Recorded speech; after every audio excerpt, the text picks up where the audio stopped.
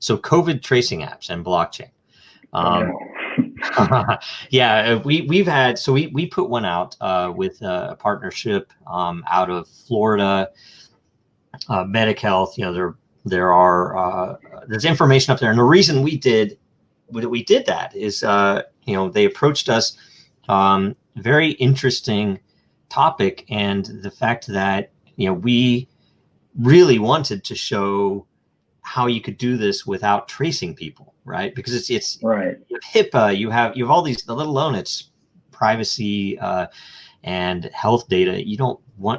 I don't want to be holding that from anyone. And so that was a lot of what we did, and yet it was really interesting. We actually had a reasonably significant delay getting into the app stores because Google and Apple were very much wanting to make sure that people were following, which was good. So we basically were able to show them, okay, we're HIPAA compliant.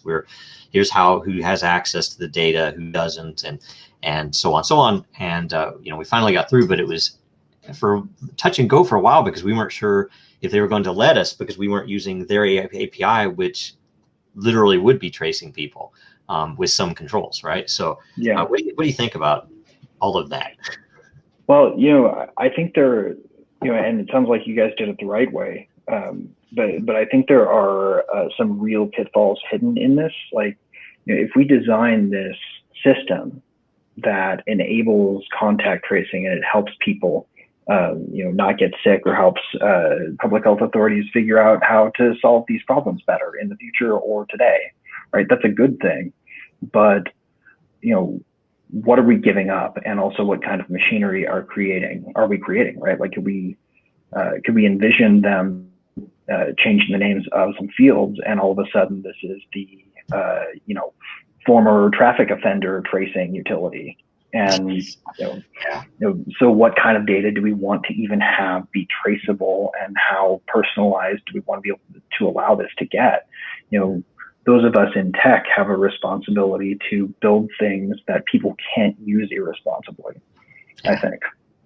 So like, doing it right is great. And the fact that Apple and Google were inquiring into if you were doing it the right way in terms of HIPAA is good. But like, I kind of wonder if maybe they haven't already created kind of a monster with their own toolkit, because right now we're using it for COVID-19, but who knows what the next public health crisis they're going to consider contact tracing be worthy of. Is it going to be bike helmets? I mean, we don't know. How personal do we want this to get? Yeah, so, and even if they're separating it, it's that they can triangulate, or whoever has access to the data could triangulate this along with they're already tracking phones for traffic data.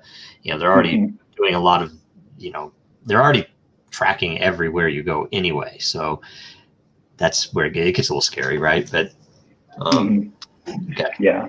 Well, I think that's a place where blockchain can make a difference, because you can take these sort of federated models and let people participate how they want to and how they feel comfortable. Like, I think the key is just informed consent for people. They need to know what they're getting into for the benefit they're getting out.